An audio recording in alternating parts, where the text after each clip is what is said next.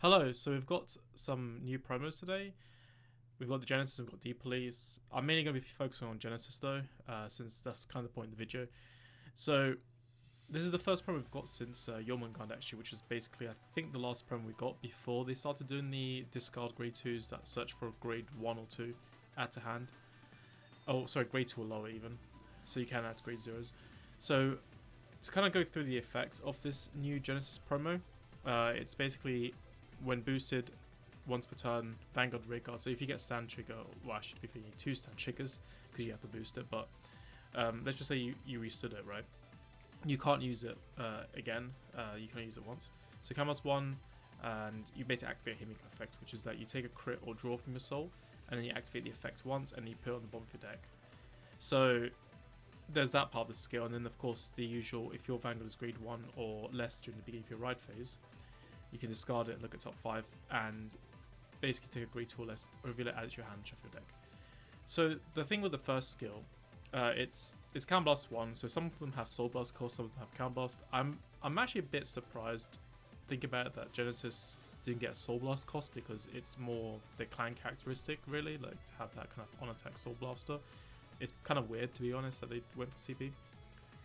But that being said, we have had on attack CBs before, like Glide back in G series as an example, right?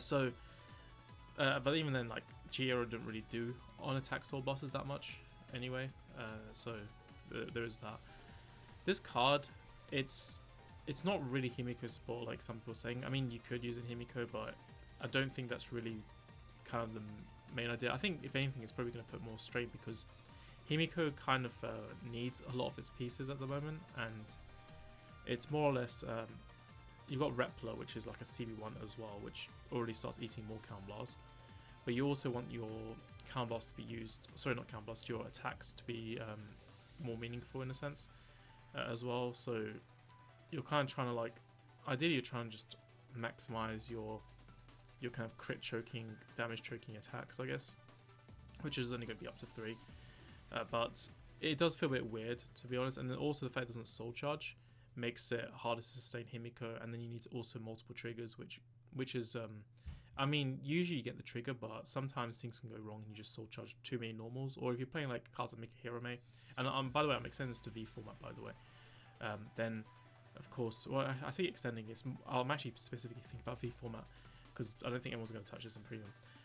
So you're basically going to have that issue there as well, where you're trying to then aim a bit high. Now, one downside is this card is that you do need a crit or draw in your soul if you ride this, which kind of means things can go a bit wrong. It's very reliant on the cards you're playing. So unlike a lot of the other cards, like for example the Deep Police one, which you can see here as well at the same time, this card here is basically on attack Soul Blast 1, well boosted by the way. Soul Blast 1 minus your opponent's Vanguard by 5k. If it's on grade 3, minus 10k. So that's a card effect that always works, but there is no +1 or anything like that. But you can basically power up essentially, but in the reverse order, and you're basically making that kind of power down applied to more than just its own attack. So it's got that kind of advantage. And obviously there's no setup required, you just Soul Blast, that's it. This card, the Genesis card, requires setup, so it's very dependent. I do think, though, as a mid to late game, this card gets stronger in use as well. There are certain decks, like Regalia actually specifically, where obviously because there's all this restanding stuff, giving the crit to Minerva or to Yggdrasil is easy. If you're playing cards like VAR, you blind soul charge, you generally find a crit because of that amount of soul charging. Obviously that's if you open VAR, things can go wrong and you just don't get VAR in your opening hand. That happens a fair amount of the time, but it's helpful for that as well. You do have to commit a booster. I think Regalia is quite good at finding boosters though. If anything, like that deck, I mean, you have to see Yggdrasil just turning everything as a quick KD into a boost, so you never really have much of a shortage of boosters as long as you've got CEO Yggdrasil. So there is that as well. The other thing, I mean, besides having the restand to gain more value out of the crit, you could also play in, like, say for example, a Jag Ragnar combo. So the Genesis Stride that we got a few years ago, no, sorry, last year, the P Clan Collection one. One of the weaknesses with that is if your opponent's still low damage, it's like Ichikishima. Like if your opponent's still on low damage, you're basically not doing anything. the deck just becomes too slow. So this card can kind of help, because if you're relying on, say, force stacking, right, force 1 stacking, to try and push the odd damage here and there, right, then you could use this promo to basically go Counterblast 1 and gain a crit. And so now your opponent is going to be more inclined to guard, which then helps you to trigger Jagged Ragnar, rather than them just saying, oh, I know guard, or use like a blitz order or something, right, which bypasses you, or even PG. You can bait PGs, but the thing is, PGs also kind of, I mean, you can interact with it and still Soul Blast, but it's not really great for Jagged Ragnar either, unless you go for the superior core replace unit via Lading Fenrir G Fenrir or the Witches, but can maybe have a little bit of usefulness there for the new Fenrir deck as well, which there hasn't really. I haven't actually done an upload deck on it, but I do have a deck on it. I've actually got a video that I've had edited for like months now, which I haven't finished, but I've already kind of done all the voices and everything.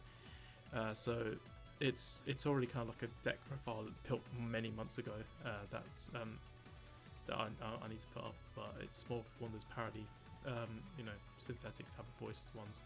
Maybe I'll do like a real one though, because I do have the deck, and maybe I'll do that after though. So yeah, there's a few interesting things you can use it with. It's also a sorcerer, by the way, so you can search it with cards like Fixus as well. If you're playing Pyretha, you can give it 10 key power as well, so you can make bigger attacks with it as well while giving triggers.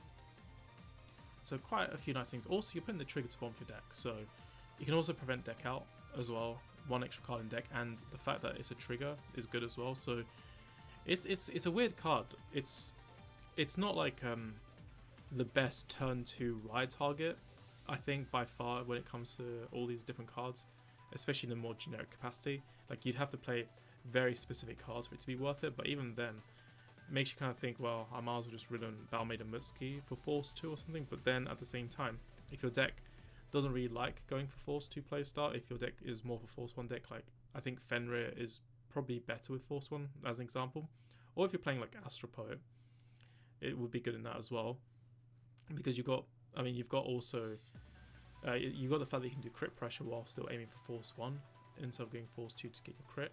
So there is that advantage as well. And actually, Astropoets would benefit from this, because you've then got more cards that can look for grade 1 in case you're grade stuck. So that's another advantage, because the deck does play heavy high grades as well. So a lot of good things. And also when Valkyrian is attacking, your soul charging, so you can Soul Blast, you can basically return, so it's not Soul Blast, it's basically just take a card from Soul, put it on your deck. You can basically take out a crit that you've Soul Charged with Valkyrian, or a draw trigger if you're playing draws, and then you just get even more effects triggered. I mean, you could even go for that, you could even go for giving like Valkyrian a crit while having Force 1 as your setup, and then Valkyrian is attacking multiple times with the crit. So a deck that restands, Astropoet, Regalia would benefit from this card as well. So it's kind of very interesting. It's I think it is generally a good card. It's the Sea Blast, I think, is either a good or a bad thing depending on what deck you play. I think Fenrir kind of suffers from it because there's way too much Counter Blast in that deck. Regalia, I think, prefers Counter Blast over Soul Blast, I feel like. So it might be better in Regalia, and Astropoet as well, because Astropoet isn't really Counter Blast heavy either. So yeah, that's kind of more or less it. Witches, I think they're not going to like the Counter Blast too much. They probably prefer the Soul Blasting cost, if anything, because Counter Blasting, you want to have as many as possible if you want to call your Cardamons or whatever, right? If you're going for that playstyle, obviously. I mean, you can technically build a deck however the hell you want to play it, but I'm sort of just using very kind of stereotypical kind of deck build examples whenever I refer to these different archetypes and things. So yeah, that's more or less it. Tell me what you think of this promo. And apparently we've only got a few more clans left. I knew Genesis was one of the kind of really late clans, because I kept on counting like, oh, when are we going to get something that can... Because we've had Tara banned, and obviously since then it's just been Regalia everywhere. And I guess you could also say Astropoets as well, because they've actually got their own kind of ways of putting pressure. But a lot of the rest of Genesis has just been really bad. Even Fenrir isn't too great at the moment as well. So even like it's gotten much better, I think, with history collection.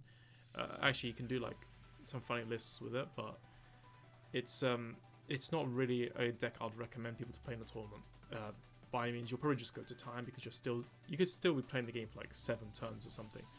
So that's kind of a still problem. So yeah, I was kind of hoping that maybe it'll be a card that can push with aggro. I mean, it does a little bit. It can do as well. So I don't know. Maybe I probably want to test it maybe and just kind of see.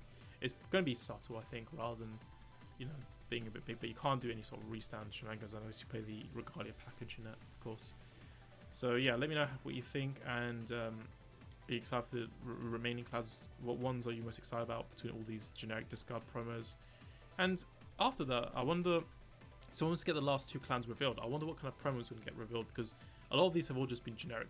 Well, half the skill isn't generic, but they're all counterparts of each other, right? So it's very interesting to see where things are going to go once this period is over of these different ride fixer cards. Which I think they did this because they were probably just looking at the ride deck and thought, we're kind of hesitant to introduce ride deck to premium. Let's just make these staple cards somewhat staple, right? To assist people who have grade issues, and it's encouraging people, I guess, to make space for orders as well in the deck. So there is that advantage without kind of leading to a culture of having these weird grade ratios. Because if you played, like, for example, if you played something like a ride deck, right, you could start making decks where you just play only 1 grade 1 or 1 grade 2 or 1 grade 3. So, and that would obviously start to feel less like the old Vanguard. But I'm still like big on wanting like as much ride consistency as possible. I'm even a big fan of best of 3 in high level events because obviously best of 3. At least you kind of like have something so that someone doesn't feel like, oh darn, I lost this one game to being grade stuck. That means I'm out the tournament. I just travel for nothing, right?